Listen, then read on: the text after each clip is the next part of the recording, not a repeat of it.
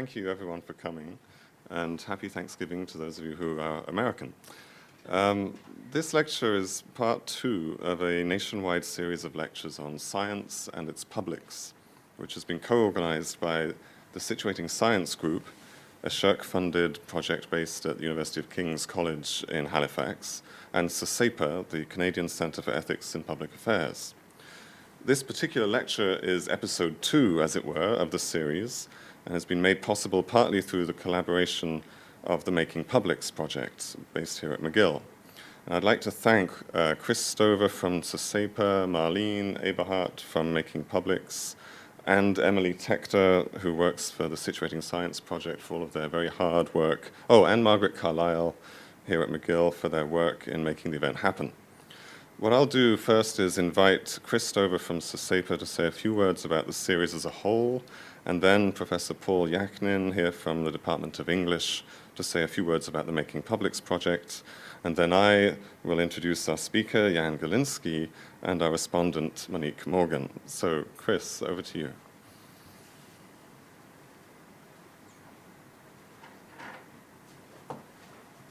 Good evening, everyone. As Nick said, I'm Chris Stover. I'm the General Manager of the Canadian Centre for Ethics in Public Affairs, or CCEPA, in Halifax. It's a joint venture of the Atlantic School of Theology and St. Mary's University in Halifax, and I'd like to welcome you here tonight on behalf of our board and all our collaborating partners. The Situating Science Knowledge Cluster, which is headed up by Dr. Gordon McCood at the University of King's College in Halifax, and all our local partnerships, which Nick has outlined for you, that we're very grateful to have alongside for us with this. CCEPA provides an arena for critical thinking, public discussion, and research into current ethical issues challenging our society. Ethics in public affairs is about how the values of individuals and organizations interact and evolve to enable us to work and live together more effectively. The Situating Science Knowledge Cluster is a social sciences and humanities Research Council of Canada-funded project promoting communication and collaboration amongst humanists and social scientists engaged in the study of science and technology. So the Science and Its Publics National Lecture Series, which aims to encompass both those mandates, culminates in our presentation here this evening. As Nick said, it's a it's a multi-part series, which will examine the role of the public in the translation and understanding of the knowledge of science. And we'll do this by hosting these presentations in a few other cities, including Toronto and Ottawa, Saskatoon, Edmonton, and Calgary. An outline of the full details of this particular series can be found on the Situating Science or CCEPA websites, as well as the information table directly outside this room. So have a peek at those materials assembled for more information about what all of these groups that you see here tonight are up to in coming months. This series began with part 1 in Halifax earlier this month with Lost in Translation, which was a panel discussion about the translation and understanding of science knowledge through the media. And following this Montreal stop, we'll be in Toronto in the spring at the University of Toronto, where U of T and York will play host to a presentation examining the current research into the controversy surrounding treatment for MS. We're back in Halifax in March with Dr. David Pantaloni of the University of Ottawa, who will discuss the role of provenance and the public museum, and the dramatic and ethical dilemmas that exist in the realm of how science is understood by the public when the life stories and histories of the artifacts and objects are examined. This Halifax talk will also be reprised in Ottawa. Also in March, Dr. Margaret Locke of McGill University will travel to the West, presenting 3 talks on facing uncertainty, who is destined for Alzheimer's disease. And wrapping up the national series, Dr. Locke will speak in Saskatoon, Edmonton, and Calgary on this topic. It's our hope that all these events will be live streamed, as is being done tonight. And through the CCEPA and Situating Science websites, you can find the information there. The programs will also be available in their entirety to view on our websites in coming months. Before I go, there are evaluation sheets in front of you on the desk. It's important to us to hear your feedback and your thoughts on how we're doing, how you enjoyed this presentation, which I'll let you now get to. Thank you. All right. Thank you, Chris. And Paul Yakhnin is professor here in the English department and is the head of or PI in the Making Publics project. Paul. Thank you very much, Nick. It's a pleasure to be here and a pleasure to be part of the welcoming crew to this event.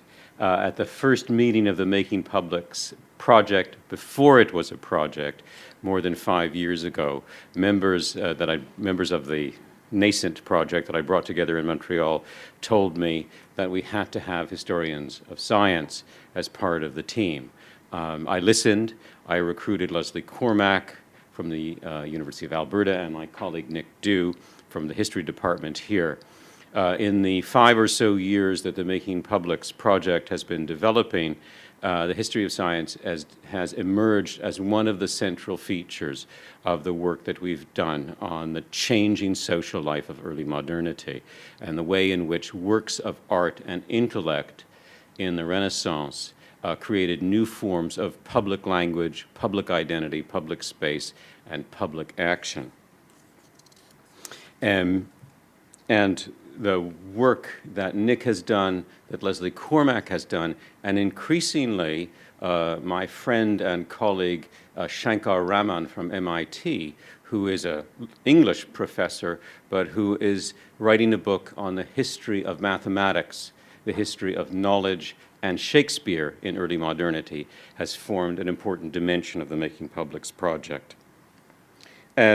Science has emerged in the project with particular force as a form of social creativity and its capacity to reassemble the social, to quote Bruno Latour. For that reason, for the prominence that science has had in the MAPS project, it's a great pleasure to co-sponsor this event and to contribute in some small measure to this very wonderful project, Situating Science. And now it's a pleasure to turn things back over to Nick, who is leading the crew. All right, thank you, Paul. All right, so it's a pleasure to introduce our speaker and respondent this evening. Jan Golinski is Professor of History and the Humanities at the University of New Hampshire. After reading natural sciences at Cambridge, Jan did his PhD in the History and Philosophy of Science program at the University of Leeds, returned to Cambridge briefly for a research fellowship, and then moved to the US. He's a leading historian of the sciences, especially in the 18th and the 19th centuries. Among his books are Science as Public Culture, which deals with chemistry in the age of Joseph Priestley and Humphrey Davy. The Sciences in Enlightened Europe, which is one of the best collections of essays there is on 18th century science that I've used several times in my own teaching. And most recently, the award-winning book, British Weather and the Climate of Enlightenment, published in 2007. Among his various distinctions, he's been the inaugural Dibner Distinguished Fellow in the History of Science and Technology at the Huntington Library recently, and has received the Outstanding Faculty Award from the University of New Hampshire. After Jan gives the lecture this evening, there will be a brief response from my colleague in the English department here at McGill, Professor Monique Morgan. Monique is Associate Professor of English at McGill, where her research and teaching focuses on Romantic and Victorian literature, narrative theory, poetics, and early science fiction. Her publications include the book Narrative Means, Lyric Ends, Temporality in the 19th Century British Long Poem, and articles in the journals Narrative, Science Fiction Studies, Romanticism on the Net, and Victorian Poetry. She's currently working on her second book, which will be titled maybe Estranged Cognition, Narrative and Epistemology in Victorian Science Fiction. But first we'll have Jan's lecture. Jan Golinski's lecture tonight is titled Frankenstein in the Public Sphere, Science and the Virtue of Sociability in the British Enlightenment. Thank you, Jan. Over to you.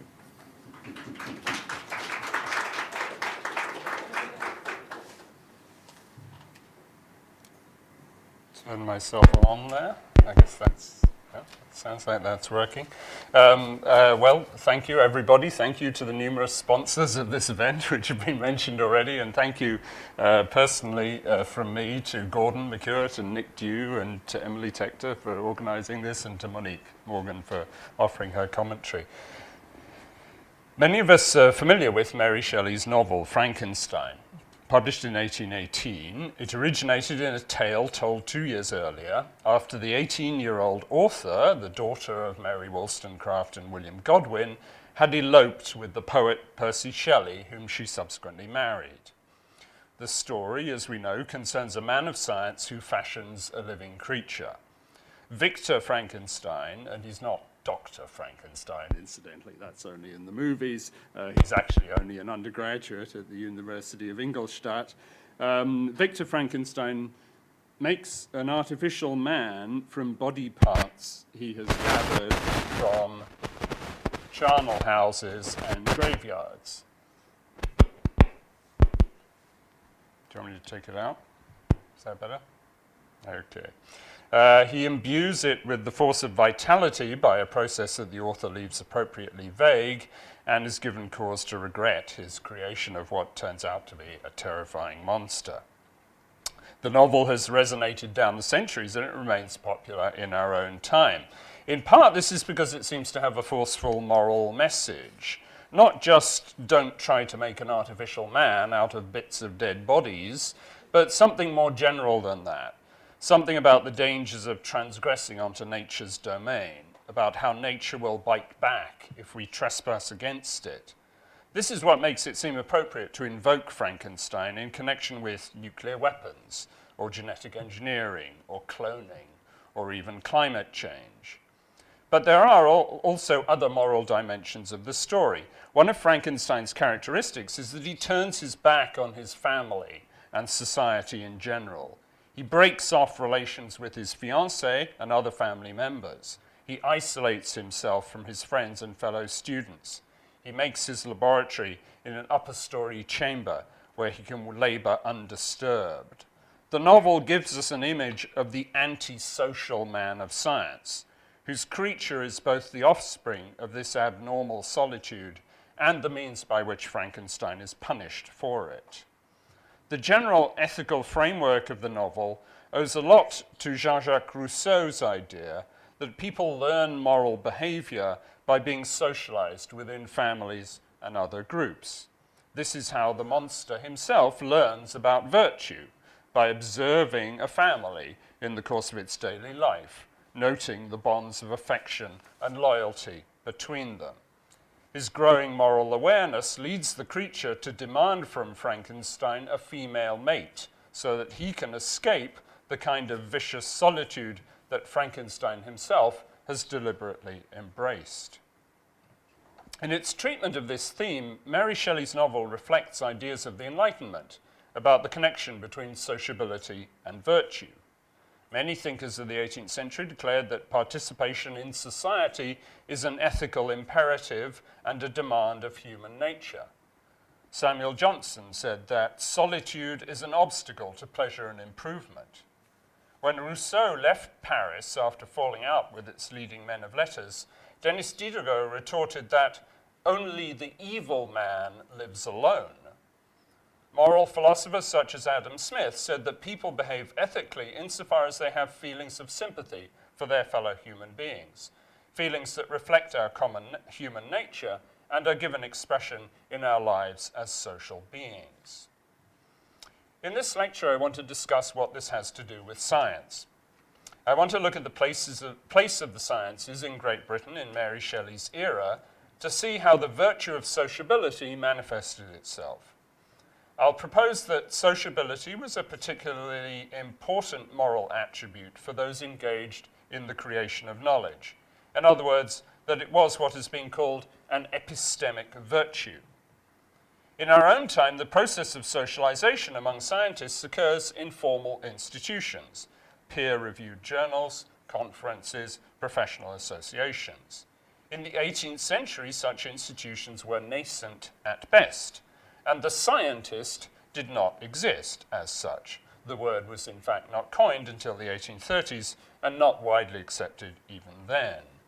Very few of the individuals who engaged in the sciences before then were professionals.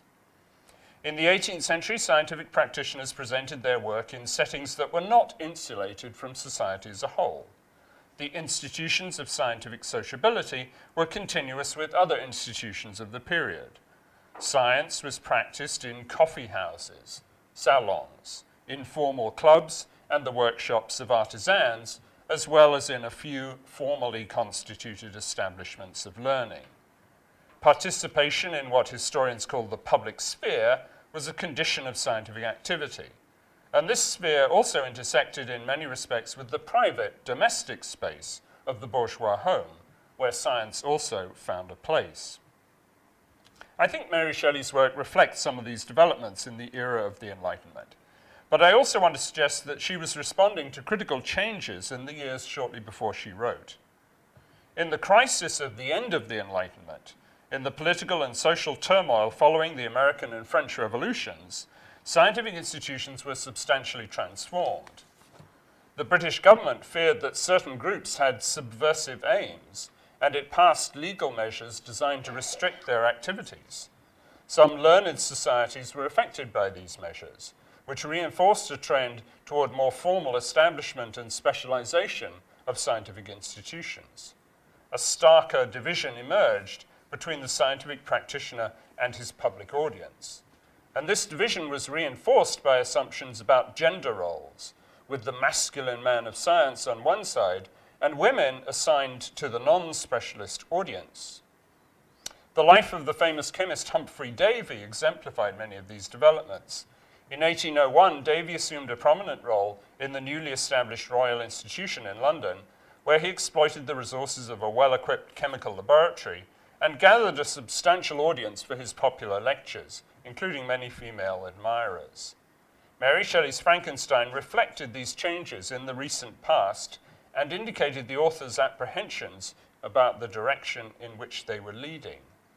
The novel features the awesome powers of nature that had recently been unleashed, and it includes a cameo appearance by a charismatic lecturer who resembles Davy himself. Shelley was drawing attention to the dangers that could arise from the man of science who attempted to harness the powers of nature in isolation from the normal moral bonds of society. So that's my argument in a nutshell. Let me go on to flesh it out. So I want to discuss, first of all, how sociability became an epistemic virtue during the Enlightenment. In this period, the model for a formally constituted scientific institution was the Royal Society of London, founded in 1660 and recognized by Royal Charter in 1662. Local philosophical societies were also created in Oxford and Dublin in the late 17th century, though they proved short-lived. A philosophical society was founded in Edinburgh in 1738, later becoming the Royal Society of Edinburgh in 1783. And in Dublin, the Royal Irish Academy was founded 2 years after this. But these were just the peak of a mountain of informal groups that were pursuing general learning throughout the British Isles and beyond. Conversation societies, literary societies, student clubs, subscription libraries, and local improvement societies flourished throughout the land, sometimes meeting in private dwellings, but more usually in hired rooms in coffeehouses, inns, or pubs. The leading historian of what he calls this associational world, Peter Clarke, estimates that 25,000 voluntary clubs and societies were formed in the English-speaking world in the 18th century. They constituted the principal engine of the British Enlightenment, and scientific topics often formed part of their interests. Whether we consider the Gentlemen's Society in Spalding in Lincolnshire, the Philosophical Society that was presided over by Erasmus Darwin in the city of Derby, the Bath Philosophical Society, or the Mathematical Society formed by weavers in Spitalfields in the East End of London. The Lunar Society, which embraced doctors, chemists, and industrialists around the town of Birmingham in the second half of the 18th century, was one of the most famous of these gatherings, but only one of many. When Benjamin Franklin and his friends formed the Junto in Philadelphia in 1727, they were falling in with this pattern of voluntary association in pursuit of scientific knowledge. The consolidation of the Junto into the American Philosophical Society in 1743 shows that even when they assumed a more permanent organizational form, these groups continued to treat science as part of more general, polite learning. In these organizations, scientific inquiry was often pursued through the medium of conversation. In a short essay published in 1742, the Scottish philosopher David Hume presented a model of the situation in which academic knowledge entered the realm of polite sociability. Hume wrote of two worlds, the learned and the conversible. He noted that the two domains had previously been entirely separate from one another. This, he lamented, was the great defect of the last age, when learning, quote, became totally barbarous, being cultivated by men without any taste of life or manners, and without that liberty and facility of thought and expression which can only be acquired by conversation, end quote. Happily, according to Hume, the age of Enlightenment had overcome this separation through the work of writers who had adopted a conversational style. Hume wanted to play this role himself, and so he began writing his more popular essays instead of the systematic works of philosophy that had failed to win him readers. Hume's analysis pointed to the centrality of conversation in Enlightenment culture. Conversation was widely valued and cultivated as a social skill. It was practiced as a tool of sociability within the community of the learned and beyond. The leading member of the early Royal Society, Robert Boyle, wrote his dialogue, The Sceptical Chemist, in 1661, to show how civil and gentlemanly conversation could provide an alternative to scholastic dogmatism or disputation. Thomas Spratt, in his History of the Royal Society in 1667, claimed that discussion flowed freely and without rancour among the assembled fellows of the society. We know this wasn't always true, but it did express a powerful ideal. John Locke's essay concerning human understanding of 1690 endorsed a preference for conversation over disputation as the path to knowledge.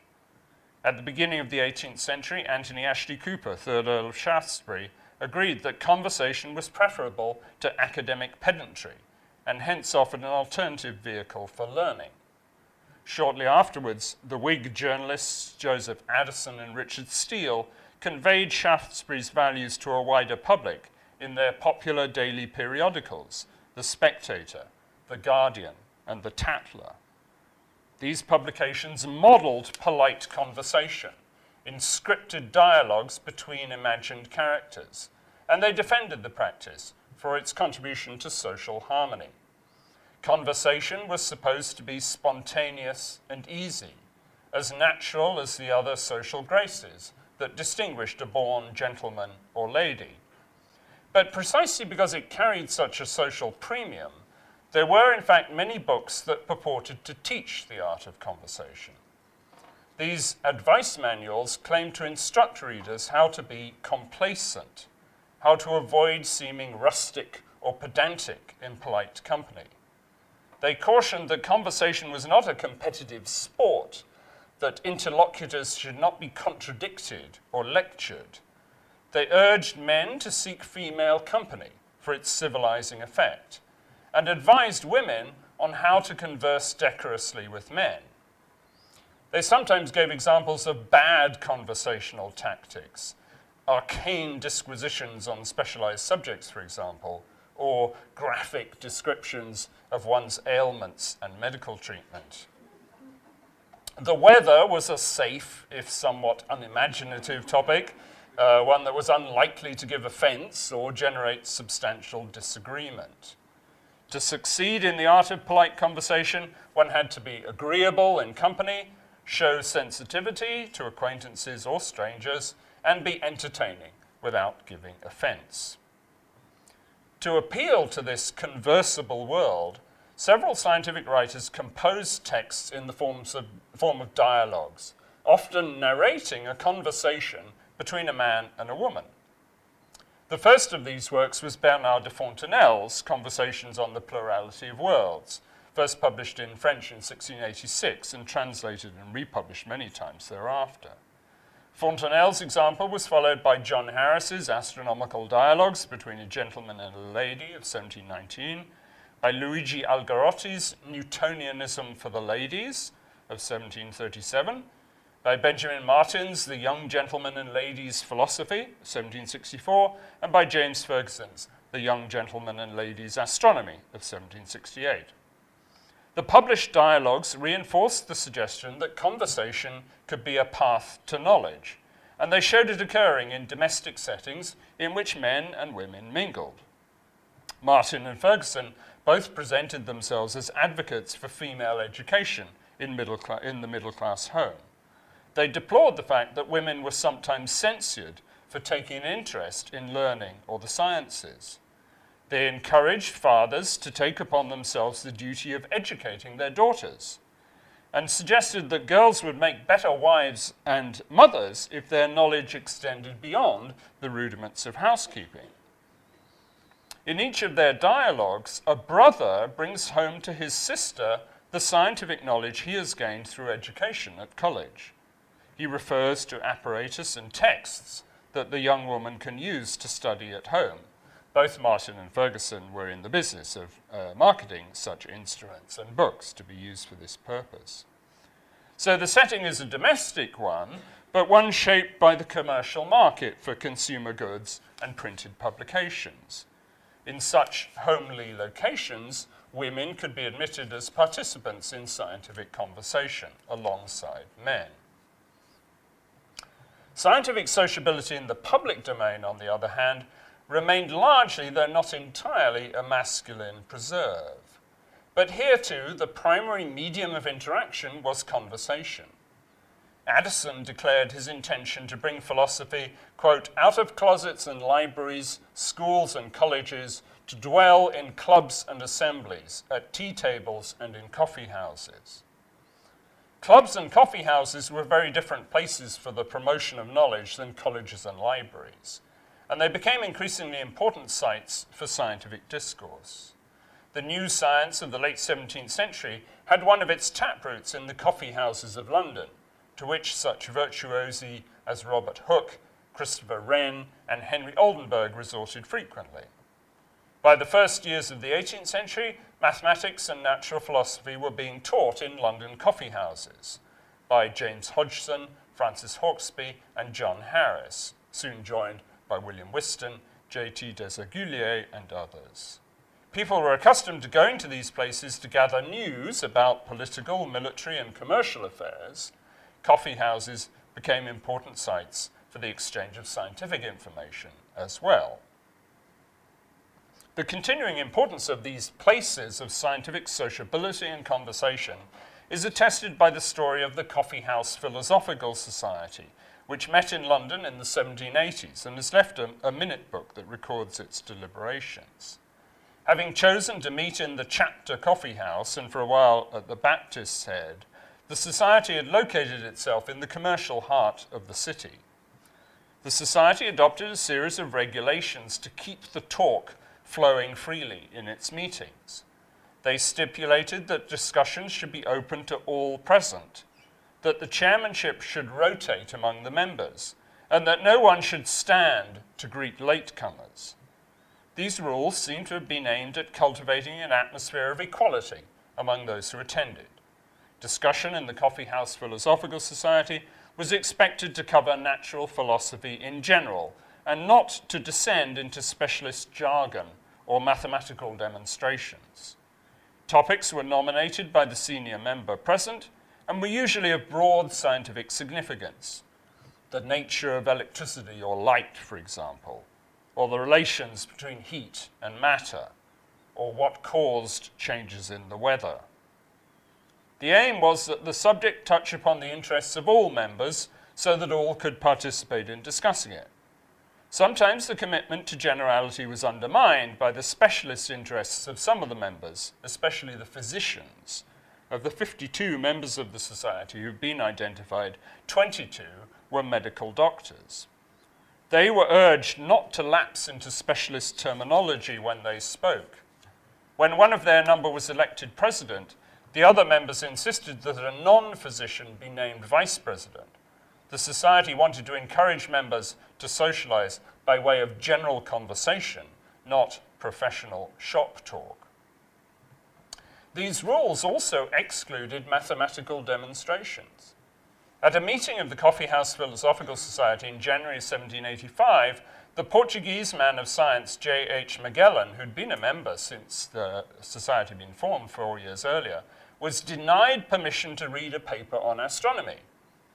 The Irish chemist Richard Kirwan, from the president's chair, announced that, quote, the constitution of the society does not extend to the consideration of subjects that may lead to mathematical disquisitions, but is confined to experimental philosophy. Although Magellan appealed the ruling, the members reaffirmed it by passing a resolution that astronomical papers should be excluded. The judgment might seem a perverse one for a scientific society, but it's comprehensible in terms of the expectations for polite discourse. Disquisitions or demonstrations were not the same as conversation. They did not permit dialogue or interaction between speaker and auditors. They excluded those who lacked technical skill, and they dragooned the minds of those who could follow them to arrive at a particular conclusion. They might have been suitable for a school, but not for the conversable world, where it was important to show respect for the independence of each individual's judgment. On these grounds, writers on the art of conversation generally agreed that mathematics was not an appropriate topic for polite discourse. So, philosophical conversation, as it was practiced in the Coffeehouse Philosophical Society, was supposed to be non-specialist, egalitarian, and dialogical. Excluding mathematical demonstrations and professional vocabulary, it paid the price of dealing largely in probabilities rather than certainties. For this reason, it made frequent use of the distinction between facts and opinions. The distinction was fundamental to the practice of conversation and polite sociability. Facts, if offered on the word of a gentleman, were supposed to be accepted without challenge in polite discourse, but opinions could freely be allowed to differ.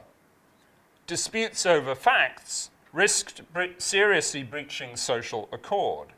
When there was disagreement, it was more expedient to designate it as a difference of opinion. Opinion was thought of as unconditioned, freely attached as an interpretive gloss over an underlying factual basis. For the most part, individuals were not held responsible for their opinions. A visitor to the Royal Society in its early years commented on the free expression of different opinions by the fellows, which was said to cause no resentment among them. A century later, members of the Coffeehouse Philosophical Society dealt with the highly controversial topic of phlogiston by construing it as a matter of opinion. Phlogiston was supposed to be a chemical principle present in all inflammable materials, but French chemists, led by Antoine Lavoisier, were already denying its existence by the early 1780s. While some members of the society, especially Kirwan, were inclined to regard the existence of phlogiston as a proven experimental fact, other members preferred to construe this as a private opinion.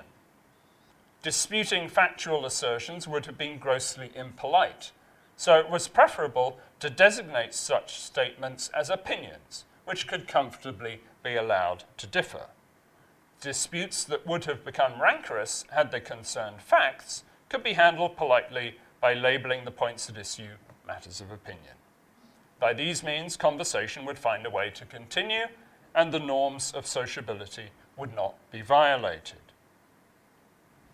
So the Coffeehouse Philosophical Society shows us how scientific sociability worked, at least in certain places, in the late 18th century. Individuals met on a basis of presumed equality for wide-ranging and open-ended conversation. They eagerly sought what were sometimes called gentlemanly facts, wherever they could be found, by viewing objects and demonstrations, by reading, or by hearing reports. All of these methods, of course, raised problems of assessing the reliability of the sources. Individuals had to make judgments as to the credibility of those who reported things. the plausibility of what they asserted and its consistency with what else was known. It was also normal to distinguish facts from interpretations or opinions, which could not be subjected to such searching scrutiny. Allowing people privacy in their opinions helped scientific conversation to go on without disruptive challenges to individuals' veracity and without getting bogged down in matters that could not be resolved. So having said something about how sociability was practiced as an epistemic virtue in Enlightenment Britain, I want to go on to say something about how the situation changed towards the end of the 18th century, in the years before Mary Shelley wrote her novel. And I'll do this in a rather sketchy way under three headings. Firstly, political change in the 1790s. The political tensions following the outbreak of the French Revolution began in this period to affect scientific associations in Britain. The government suspected some voluntary discussion groups of fomenting subversion, and it introduced restrictions that also influenced societies for scientific and general learning. Laws passed in 1795, 1799, and 1817 required discussion groups to obtain licenses from the authorities. The Academic Society of London, the City Philosophical Society, and the Philomathic Institution were denied licenses. And the Spitalfields Mathematical Society was prosecuted after having been infiltrated by government informers. A general atmosphere of suspicion surrounded groups that met for free-floating debate and conversation, stoked up by the reactionary writings of Edmund Burke and the former radical William Reid. A lurid expose by Reid, published in 1800, claimed that London was a hotbed of infidel societies that were expounding subversive doctrines under the influence of Voltaire, Thomas Paine, and William Godwin. Burke and other writers called into question the assumption that sociability was always virtuous, suggesting instead that unconstrained socialization could give rise to radical fervor, or what was often called enthusiasm. In this climate, institutions that possessed formal charters, such as the Royal Society and the Royal Institution, proceeded unhindered. But informal associations for general learning found themselves under pressure. The restrictive political situation in these years fractured the Enlightenment public sphere, encouraging a trend toward the more formal establishment of scientific institutions and a greater degree of specialization in their functions. Second heading, the assumptions that had underlain the practice of conversation. In several respects, these assumptions were brought into question in this period. The value of politeness itself was questioned, as critics began to identify it with insincerity or even effeminacy. The idea that individuals were entitled to their private opinions was challenged when prosecutions were brought for seditious speech, in one case for political remarks overheard in a London coffeehouse. In the sciences specifically, the introduction of new terminology undermined the distinction between facts and opinions. This was particularly the case in chemistry, where British chemists resented the new nomenclature introduced by Lavoisier and his French colleagues. In the view of the leading British chemist, Joseph Priestley, the French proposal embedded new and controversial theories about composition in the very language chemists were expected to speak. This seemed to imply that factual information could no longer be communicated in a neutral language available to all. As Priestley and others saw it, the common vocabulary of the discipline was being appropriated by the advocates of a particular theoretical outlook. What should be the common medium of factual discourse was being usurped by the advocates of contentious opinions. The dispute about chemical nomenclature rumbled on into the 19th century and has overlapped with other highly charged debates about language at this time. Thirdly, new kinds of experimental phenomena emerged in this period, which changed the conditions under which experiments were witnessed and the kinds of audiences that attended them. The 1770s saw Priestley's discoveries of new gases, especially oxygen, which were widely displayed by traveling scientific lecturers. In the 1780s, two spectacular new phenomena arrived from across the Channel: mesmerism, or what we know as hypnosis, and the launches of manned balloons. In the 1790s, these were joined by the fascinating effects of galvanic electricity, a kind of electricity that seemed to be organic in origin and closely connected with the force of vitality itself. These startling new phenomena had the potential both to greatly expand the audience for science and to unlock profound processes of life and thought. They opened up a new world of natural wonders and promised new revelations about the most intimate dimensions of human existence. They also transformed the position of the demonstrators of experimental phenomena vis-à-vis their audiences, and contributed to reshaping the social persona of the man of science. It seems telling that several commentators at the time likened these new scientific phenomena to the fervor of revolutionary political change, which threatened to spread through society with equally dramatic results. The person that I see as embodying all of these aspects of the turn-of-the-century transformation in the sciences is Humphrey Davy. Davy emerged from a circle of radical Enlightenment intellectuals in the west of England. But he made his compromises with the political order of his day when he accepted the patronage of the aristocratic interest that controlled the royal institution. There he commanded the resources, especially a powerful voltaic battery, that enabled him to intervene decisively in controversial areas of science and to isolate the new elements sodium and potassium. He harnessed the powers of electricity to place himself at the apex of the discipline of chemistry. At the same time, Davy built a reputation as a charismatic lecturer to public audiences of fashionable men and women. In spectacular and rhetorically crafted lectures, he presented the figure of a scientific genius, consistent with the romantic ideals of the time. A glamorous young man who was a poet as well as a scientist, attuned to the sublime forces of nature and possessed of deep insights into its mysteries. Davy, in other words, offered to his contemporaries a new image of the man of science. His passionate rhetoric and emotional responses to the powers of nature were echoed by other scientific lecturers.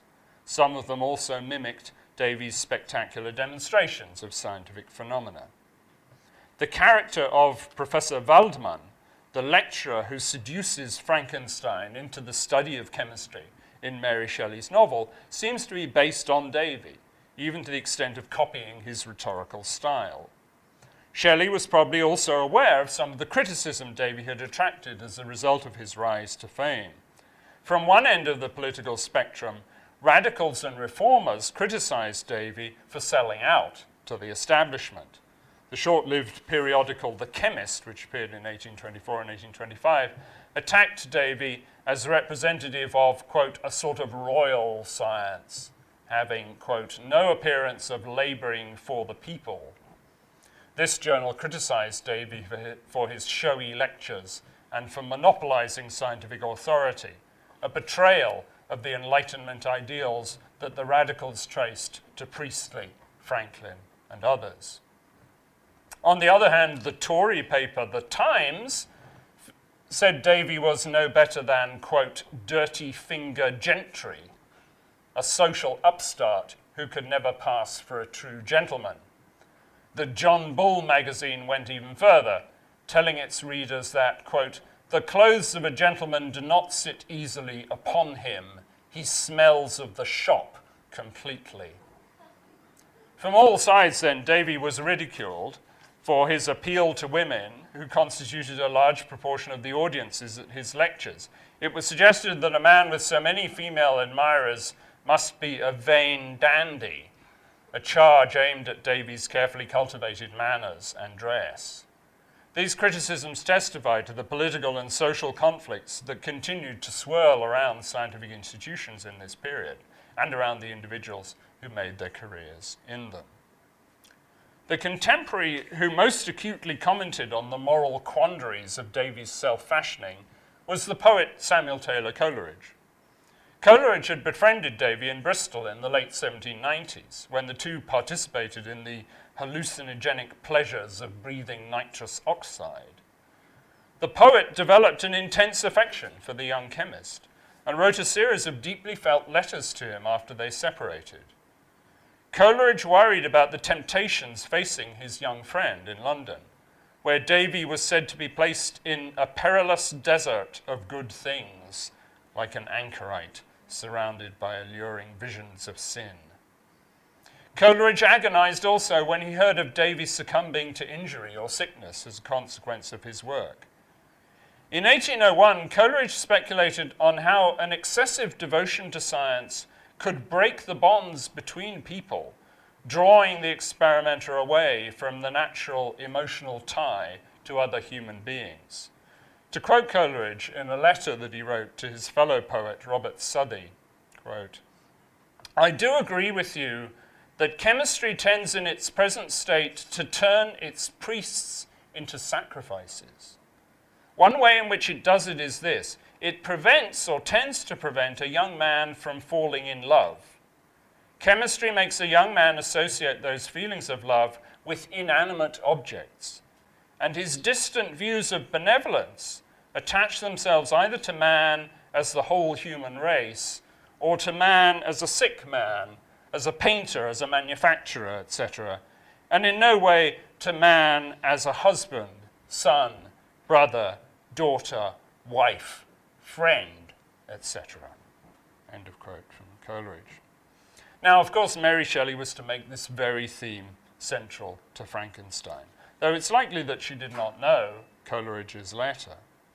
Victor Frankenstein was a priest of science who became its sacrifice. Scientific obsession and distant views of benevolence broke the ties of affection that should have connected him to society and family.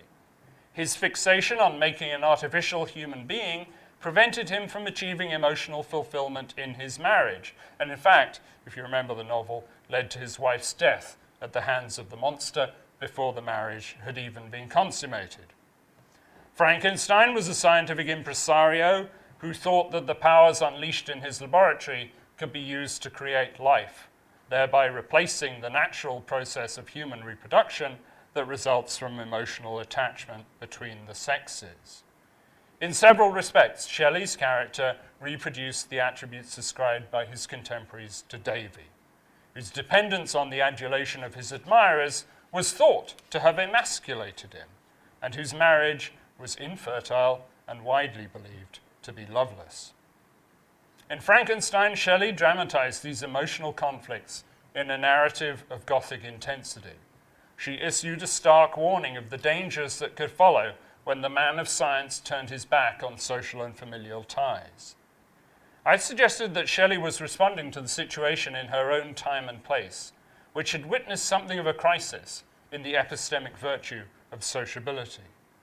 The kinds of scientific gatherings that were characteristic of the Enlightenment had come under superstition and restriction. New institutions were rising that widened the distance between the man of science and the public at large. And new scientific impresarios like Davy were building their reputations by spectacular performances, deploying the newly discovered forces of nature in dramatic demonstrations of masculine power.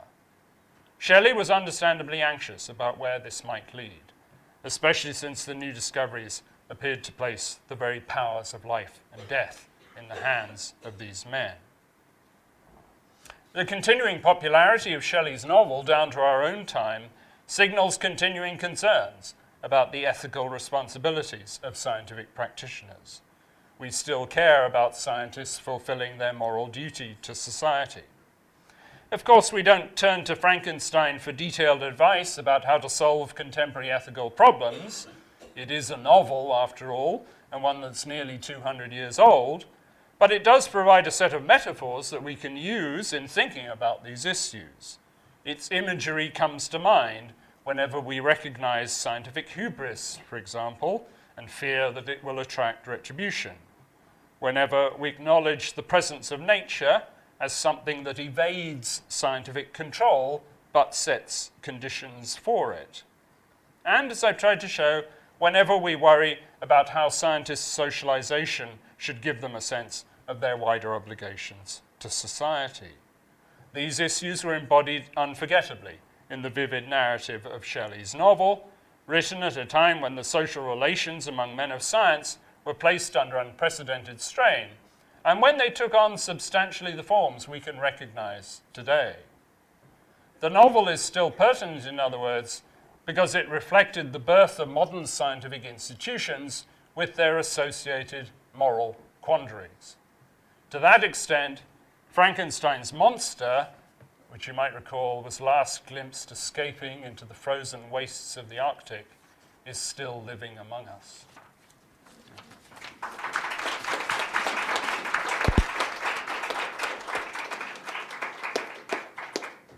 Thank you, Jan. So, Monique, do you want to present your commentary here?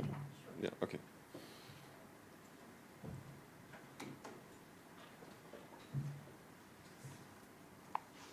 My thanks to Professor Golinski for giving such an informative, lucid, and persuasive paper. These are epistemic virtues that I, for one, highly value in academic talks. He makes a very compelling case for understanding Victor's isolation through the context of the changing role of sociability in the scientific community. As an English professor who specializes in Romantic literature, I am accustomed to a different set of cultural contexts for understanding sociability and isolation in Frankenstein, namely Romantic aesthetics and notions of domesticity. Mary Shelley's husband, the poet Percy Shelley, claimed, "The great secret of morals is love, or a going out of our own nature and an identification of ourselves with the beautiful, which exists in thought, action, or person not our own. A man, to be greatly good, must put himself in the place of another and of many others." In his view, poetry, by exercising the imagination, also exercises the moral faculty of sympathy. John Keats takes the sympathetic identification with others even further, suggesting that for a chameleon poet like himself, the identity of everyone in the room begins to press upon me so that I am in a very little time annihilated. And yet, the Romantics were acutely aware of the potential failures of sympathy and highly valued concepts that seem at odds with sociability: individual genius, subjective experience, sublime experiences alone with nature. Keats, for example, called William Wordsworth a poet of the egotistical sublime, and the essayist William Hazlitt said of poet Lord Byron, "He holds no communion with his kind, but stands alone, without mate or fellow. He exists not by sympathy, but by antipathy. He scorns all things, even himself." Even Percy Shelley, who so highly valued sympathy, offers a potentially alienating definition of love. "What is love?" asks Shelley. "It is when we seek to awaken in all things that are a community with what we experience within ourselves. If we reason, we would be understood. If we imagine, we would that the airy children of our brain were born anew within another's. If we feel, we would that another's nerves should vibrate to our own." There are at least two potential problems with this definition. First, it seems egotistical in seeking recognition from others without mentioning the need to recognize others in return. And secondly, it usually fails. Percy laments, "I have everywhere sought sympathy and have found only repulse and disappointment." In that statement, Percy sounds much like Frankenstein's creature. But more often, Percy has been compared to Victor Frankenstein himself. Percy Shelley, like Victor, read and admired Paracelsus and Albertus Magnus, and described himself as spending time in charnel houses in his youth. And Percy used Victor as his pen name for his first publication. Partly on the grounds of such similarities, Mary Poovey sees Mary Shelley's novel as criticizing the egotism of much Romantic poetry and philosophical thought, and as valorizing instead the social ties of domesticity. She points out that even when Victor thinks he's behaving benevolently, he's actually asserting his individual will and feeding his own vanity. Puvi claims that, according to the logic of the novel's plot, quote, as long as domestic relationships govern the individual's affections, his or her desire will turn outward as love. But when the individual loses or leaves the regulating influence of relationship with others, imaginative energy always threatens to turn back on itself, to mark all external objects as its own, and to degenerate into gloomy and narrow reflections on the self. While I find Mary Puvi's reading and similar approaches to Frankenstein that focus on romantic aesthetics and domesticity important and compelling, I think Jan Golinski's shift of the discussion, linking isolation and sociability instead to the context of scientific epistemology and dissemination, is refreshing, convincing, and much needed. He reminds us that sociability was not just a moral value, but also an epistemic value, and that when discussing Enlightenment science, polite interactive conversation was seen as a better vehicle than either rancorous debate or inaccessible one-sided lectures. He informs us of the crucial role played not only by formal institutions like the Royal Society, but also by the thousands of informal clubs that met in coffeehouses and salons. And he shows us a number of important changes that occurred during the French Revolution and Napoleonic Wars. The British government's restrictions aimed at radical political organizations curtailed the activities of some scientific clubs, and attitudes toward abrupt change, fervent opinions, and proper masculine behavior noticeably shifted in this period. All of this provides a very rich context for reevaluating Frankenstein. And perhaps during the Q&A, we will hear even more from Professor Golinski on how these issues resonate in Mary Shelley's novel. I was particularly struck by his description of the Enlightenment values of polite conversation, which came under attack in the Romantic Age. In Professor Golinski's words, to succeed in the art of polite conversation, one had to be agreeable in company, show sensitivity to acquaintances or strangers, and be entertaining without giving offense. Disquisitions, or demonstrations, were not the same as conversations. They did not permit dialogue or interaction between speaker and auditors. They excluded those who lacked technical skill, and they dragooned the minds of those who could follow them to arrive at a particular conclusion. For me, this raises a number of interesting questions about the narrative structure of Mary Shelley's novel. It is told, as you might recall, as a series of nested narratives in which the Arctic explorer Walton sends letters to his sister, which contain the story Victor narrates to Walton, which in turn contains the tale that the creature tells Victor. Should we view each of these layers as a one-sided disquisition that tries to strong-arm the auditor into agreeing with the speaker's skewed point of view? Or should we focus instead on the moments when the speaker acknowledges and responds to his auditor's reactions, as when Victor says to Walton, I see by your eagerness and the wonder and hope which your eyes express, my friend, that you expect to be informed of the secret with which I am acquainted. That cannot be.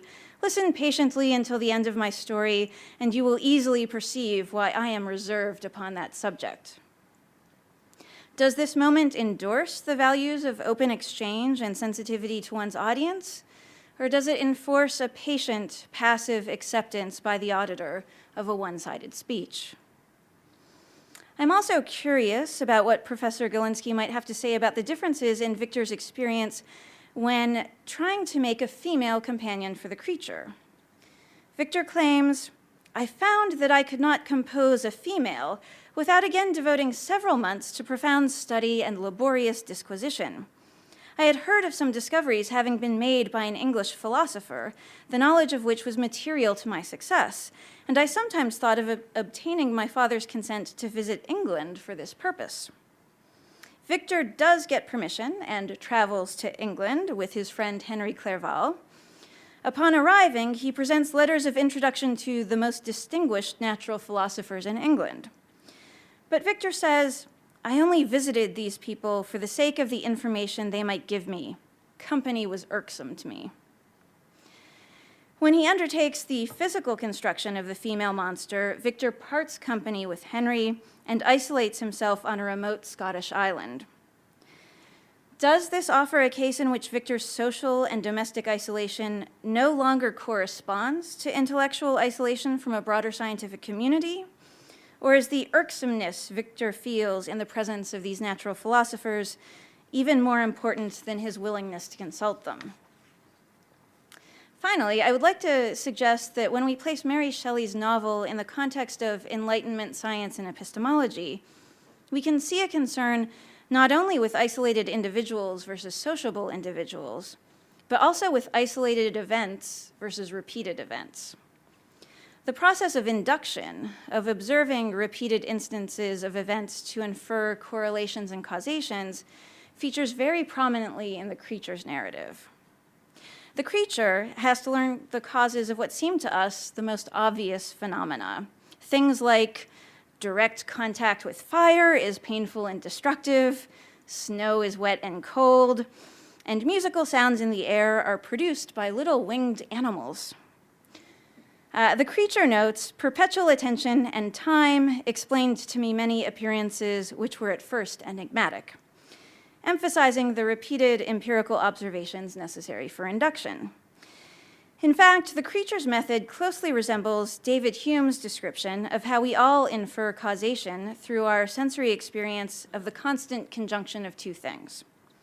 Hume proposes the following thought experiment, quote, "Suppose a person, though endowed with the strongest faculties of reason and reflection, to be brought on a sudden into this world. He would indeed immediately observe a continual succession of objects and one event following another, but he would not at first, by any reasoning, be able to reach the idea of cause and effect.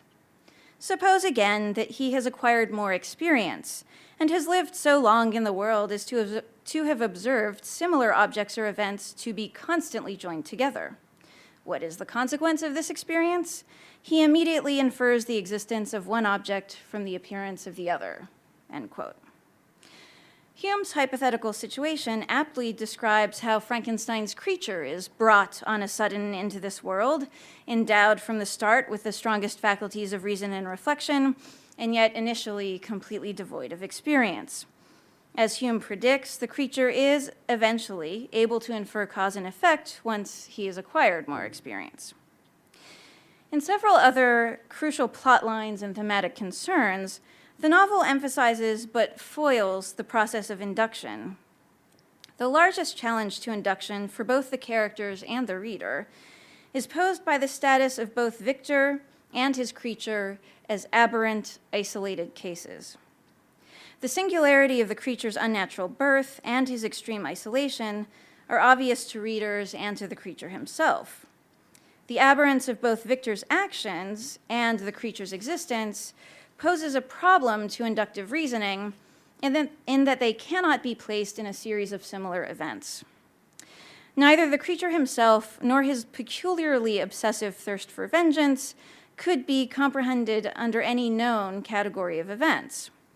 If we wish to form a conjecture regarding the origin of the creature's murderous disposition, we are inevitably left frustrated and the question left unresolved. In theory, Victor could rectify this and acquire surer knowledge of the creature's character by repeating his experiment. He is encouraged to do so when the creature requests a companion, a request that Victor eventually refuses. Because he cannot yet determine the source of the creature's evil, and because the stakes are so high if Victor fails to eliminate that factor, it is dangerous to perform a second experiment. But because he refuses to create a second member of this species and start an inductive series, he cannot isolate the variables involved in the first instance. He therefore cannot decide with any assurance whether the creature is inherently evil or is the product of his neglectful upbringing. Victor is thus caught in a catch-22 that precludes successful induction. The impossibility of determining the source of the creature's malevolence is both the cause and the result of the impossibility of creating a female companion. Professor Golinski has suggested that the novel seems to have a forceful moral message about the dangers of transgressing onto nature's domain, about how nature will bite back if we trespass against it. But he leaves unanswered the question of whether or not the danger and vengeance arise only because of Victor's unsociable rejection of the creature and other members of Victor's family, or also because of Victor's initial experiment in unnatural birth. I would suggest that the novel makes it impossible to answer this question confidently, because Victor's experiment and the creature's existence are singular, isolated incidents. If we readers attempt to decide the key ethical questions of Frankenstein by thinking rationally and applying real-world standards of causation, we find the data set too limited for induction to provide any answers. In order to make such judgments, we must resort to deduction instead. Since we are not given sufficiently reliable guidance within the novel itself, we are forced to import our own starting premises from outside of the novel. In that case, Frankenstein either teaches its readers what they already know, or it encourages readers to confront and question their own inherent assumptions about the origins of evil and the benefits and dangers of science. And I thank you, and I thank Professor Golinski for a wonderful talk.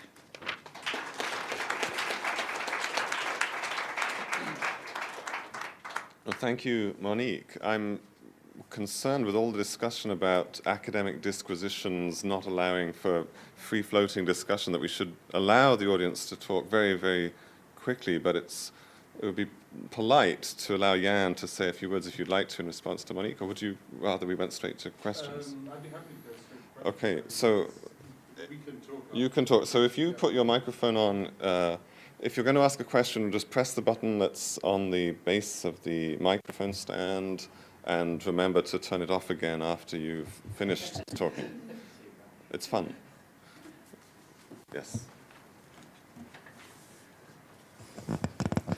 I'm a little surprised at Mary Shelley's conservative views, given the fact that her father was a leading anarchist of his day, and the fact that her husband represented or was part of a liberal, small L liberal community. And I wonder whether part of the answer lies in the fact that the whole question of sociability also includes the topic of religion.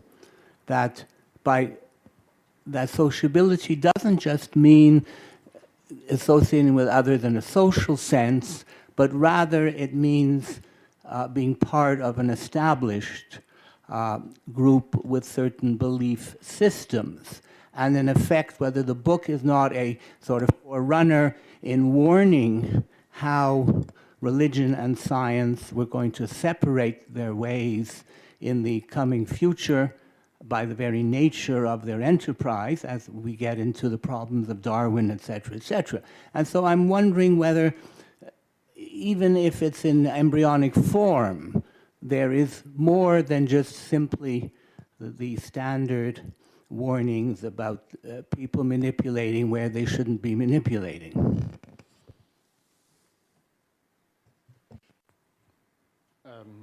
I didn't label Mary Shelley conservative, and I didn't mean to do that.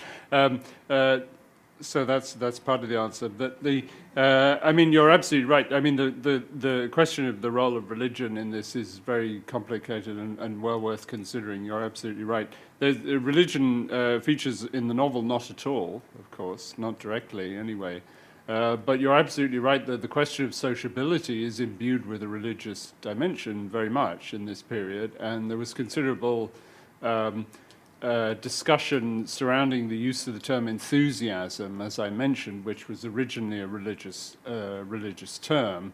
And so there was quite a lot, let me say, quite a lot of the discussion about the value and virtue of sociability was couched in religious terms. I think that's right. Now, whether this presages some division between science and religion, I'm not sure about that. I'm not sure I want to get into that.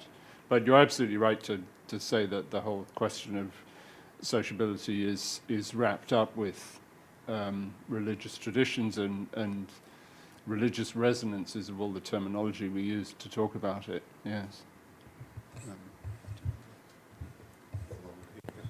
Yeah, I thought it was a great talk and a great response. Just 2 points, actually thinking, in maybe not in terms of Britain, but of Germany, like the image of the unsociable genius, like Beethoven, for example, whom we look up to precisely because he doesn't adhere to social norms. He's above that. And there's an interesting famous story between Beethoven and Goethe, where Goethe wants to be polite, and Beethoven says, why should we be polite to these noblemen? Noblemen are a dime a dozen, but there's only one Beethoven or Goethe. And secondly, I think in Germany, like in philosophy, a type of professionalization of philosophy, if you compare, let's say, Mendelssohn, who writes dialogues in a very elegant but more popular language, to Kant, who deliberately says, I'm going to be forbidding and be very professional and not condescend to the audience, let them meet my standards. So I think you see that shift in other contexts as well. I accept your comment, thank you. We had Brian Cowan. Oh, there it is. Oh, yes. Yeah. I'm interested in this concept of sociability here, and I guess I want to query the way in which you're using it, and particularly, what came out in Monique's reading of it. This idea that there's some sort of an Enlightenment value of sociability, because I really don't see that. What I see is a long early modern debate about various forms of sociability, and I mean one of the problems I find in the historiography of sociability is that you do tend to get these stock sort of lists of, well, Addison said this, Shakespeare said this, Hume said this, and this is all, a discourse of sociability. Well, it's not really. What it is it's a debate about various different forms of sociability, and Addison's views on sociability are quite different from Shakespeare's as Hume's. So, I mean, there's a long-standing sort of long 18th century debate about various proper forms of sociability developing over the course of this century. And I'm just wondering where then you'd fit Shelley in there, because perhaps it's better not to think about Shelley as proposing Frankenstein as an unsociable character, but just a wrongly sociable character, that his forms of sociability, I haven't read the novels in a long time, so I'm not sure about the details. Perhaps you can enlighten me. But is it perhaps that there's a sort of critique of his own forms of sociability going on, rather than some sort of sense of unsociability itself developing? Because I think what you see, I think it's just wrong to think about sociability as a value. It's rather a field of contest in which various different interlocutors in this debate about sociability are thinking about ways to be social. And I think Shelley's critique also has to somehow fit into a long-standing sort of criticism of natural philosophy, generally speaking, which does go back again to like Shadwell's play on the Virtuoso, Pope and Gay's work on 3 Hours Before Marriage, Swift's Gulliver's Travels. There's this long-standing sort of criticism of the sociability of men of science, men of natural philosophy, and that may be one way of thinking about what's going on there. Or do you disagree?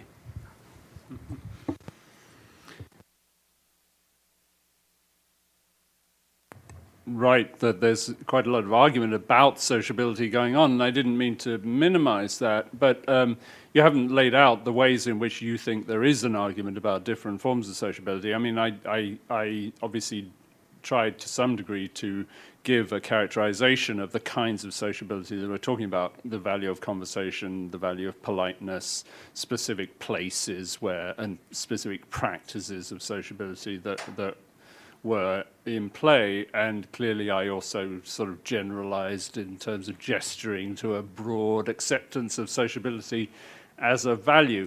And I did so because I wanted to draw out the contrast with what comes later. And I still do read Mary Shelley's novel as a critique of Frankenstein's unsociableness. I mean, I think that's a fairly clear element in the novel, and I don't I don't see how one could characterize Frankenstein's behavior as falling within any spectrum of sociability. I mean, he is an isolate. He deliberately isolates himself in very many different ways. So, you know, admitting that there was some degree of debate in the earlier decades, I think nonetheless what Shelley is exhibiting in the novel is something that is off the spectrum, I would think, in terms of Enlightenment ideas about sociability. Of course, it doesn't correspond to any reality in a straightforward way. It's a novel. It's a work of creative imagination. But I think she's, I mean, I take it that she's showing that sociability as such is being brought into question in a way that maybe had not in previous decades. Well, there was Lynn, but your hand has gone down. Paul had a question too. But yeah, go ahead. Yeah. I was just wondering if any of these kinds of coffeehouse science groups made any explicit acknowledgement of their return to a Platonic form of inquiry. Platonic in the terms of dialogue? Yeah, not only just in terms of dialogue and the possibility of aporia, but these issues of socialization and the idea of intellectual inquiry being paralleled with one of finding your way into a social relationship and even a romantic relationship, where you have someone like Socrates saying, no, I'll teach you the right way to talk to the person that you fancy, and here I go, and here we go through this dialogic mode. I mean, it sounds strikingly familiar to kind of how you were describing these social clubs, not only in terms of scientific inquiry, but also in terms of having these female admirers and trying to figure out how to fit them into that socialization. So I was just wondering if there was ever any explicit acknowledgement within those social groups that they were following a kind of Platonic model. I can't think of any. Too bad. I mean, you're right that in many ways, you know, classical ideas of virtue were upheld in the 18th century as preferable to Christian ideas of virtue by the philosophers and by the Scottish Enlightenment.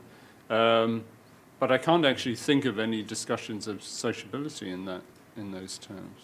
Well, you do get it in Shaftesbury, actually, in the characteristics. Yeah. Oh, okay.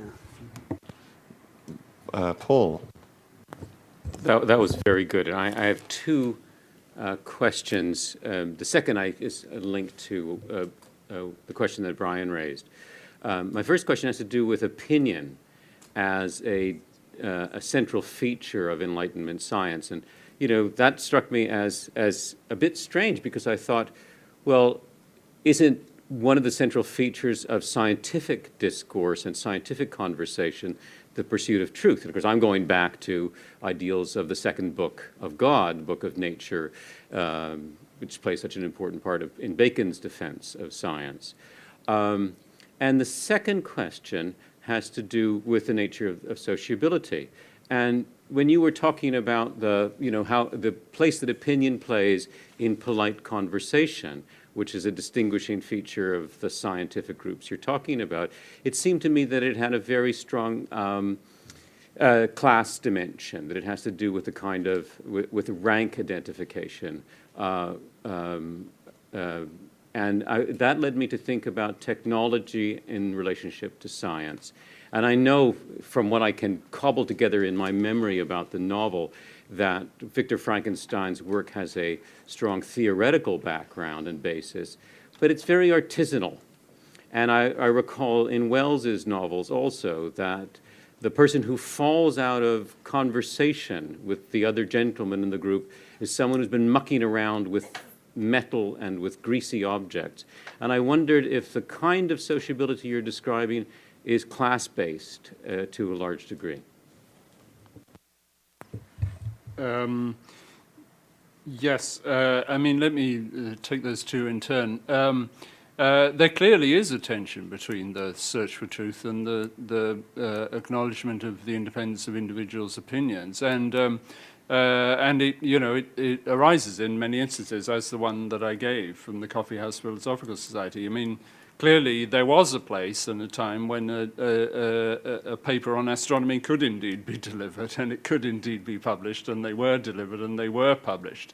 So I don't mean to suggest that this was characteristic of all scientific culture in the 18th century. Obviously it wasn't. I was just trying to draw out the ways in which, in particular places, the virtue of sociability could actually inhibit the disquisition on something like astronomy and mathematics, just because it seems so peculiar that it ever should have done so. There's a tension, but I'm not wishing to deny that the search for truth is characteristic of the scientific enterprise. And on the class labeling, yes, absolutely, it is. I mean, the gentleman is, again, there is a clear tension with artisanal practice, and the individuals who were distinguished in terms of their, technical skills had some, to one degree or another, difficulty in establishing themselves as gentlemen. Some did succeed in doing so to some degree, and others did not. So yeah, that clearly that's a very important tension as well. Yeah. There's a question over here. Hello. Yeah, I thought it was a great talk. I was interested in how you saw, I don't know if you know anything about teratology, the study of monsters and deformed people and animals, which was very popular at the time during the Enlightenment. I just wanted to know how you thought this played into the conversational scientific world, considering that it's taking place in the public sphere, but it's also has elements that Shelley was trying to criticize, the fascination with the bizarre and the monstrous. That's a really interesting question, and it's interesting that I'm not sure people have thought about it very much at all in relation to the novel. For one thing, the monster isn't always called the monster. The term is used of him, but he's also called the creature, and there are several other terms that are used of him. And it's not clear whether he is a monster, really, in the way in which that term was accepted at the time. You're absolutely right. There's an enormous fascination in the period with defects of birth, misgeneration, sort of mistakes of generation, as it were. But it's not clear that the creature in Frankenstein relates to that, or I really haven't thought about ways in which it does. Maybe Monique can offer something. I would just add that while I don't know off the top of my head any discussions of sort of Enlightenment models of teratology as they relate to Frankenstein, Denise Gigante, in her recent book, Life, which looks at vitalism debates and concepts of organicism in the Romantic period in both science and literature, talks about Frankenstein and the creature's monstrosity in the context of concerns that monstrosity might actually be derived from a sort of superabundance of a vital principle, and that it's what's really underlying life that just explodes too vigorously, and that the physical description of the creature seems to align with some of these vitalistic concerns that are happening in the Romantic era. So that's one place you might want to look. Brief, yeah. Yeah, I'll just be brief. Paul's question about the distinction between fact and opinion, I was thinking about it before. I mean, since Hume played such an important role in both talks, I mean, of course, Hume has a very sharp distinction, at least it was understood, between fact and value, which in a certain sense, I mean, what's common is you can somehow isolate fact, which is somehow objective, from the subjective, whether it's either value or opinion. So I was just wondering if there's any connection between the Humean distinction and this sort of popular distinction within the sociable discussion. Well, I wasn't intending to attach my distinction to the is-ought distinction in Hume. I think they're somewhat different, really. Where is Frankenstein's monster today? From what we know of how science works, is it hopeless to expect of modern science to be sociable in the sense that you've described in the lecture, or even to be conversational without immensely cheapening its epistemic content? So, with that, is the victor type of sociable scientist the one that is favorable today? By the way, Professor nice, McGill lecture. wants to answer that. Just reading, it's not my usual read, chemical and engineering news for this month. The chief editor is writing a paper on sustainable development is an oxymoron, and it's on climate change and the role of scientists in studying that. And it's a very beautiful article, and it concludes, very interesting, with a discussion of the role of the scientists in sociability and a social place. And the concluding 2 paragraphs, I suggest we all look at it as soon as we get home, look it up. It's on the web. And it says that he was listening to a series of talks. It turns out to be talks that were spurred by something that earlier form of situating science put together on the nature of science that became part of Radio Ideas program, interviewing all the top science studies people on the nature of science and modernity. And he said he'd learned that Coleridge and Whewell had coined the term scientist in 1830s. And this changed from a previous understanding of their place in natural philosophy, the role of the scientist. And he concludes by saying maybe, and he's thought a lot about it after listening to this lecture series, and he thought that scientists now have to return to a natural philosophy standpoint, and not just the pure scientist that's in their laboratories and completely separate from social and political discourse. And that maybe they should now start calling themselves natural philosophers in the Enlightenment sense and no longer scientists. It's a beautiful conclusion that shows that what we're doing here is actually has import, and it's not just an academic exercise. It's scientists are actually thinking about what they have got themselves into and what their role might be now in a world that cannot sustain itself just by having this separation of discourses.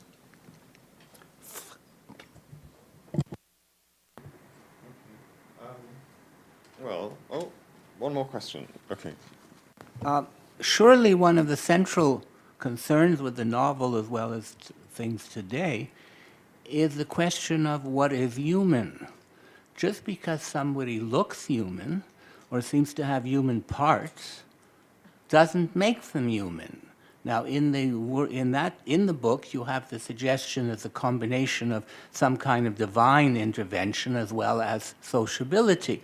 But if we jump forward today, with all the possibilities of biogenetic engineering, etc., then the question arises: what is the meaning of being human? And it seems to me that that is one of the central conceits of the book, as well as its contemporary relevance.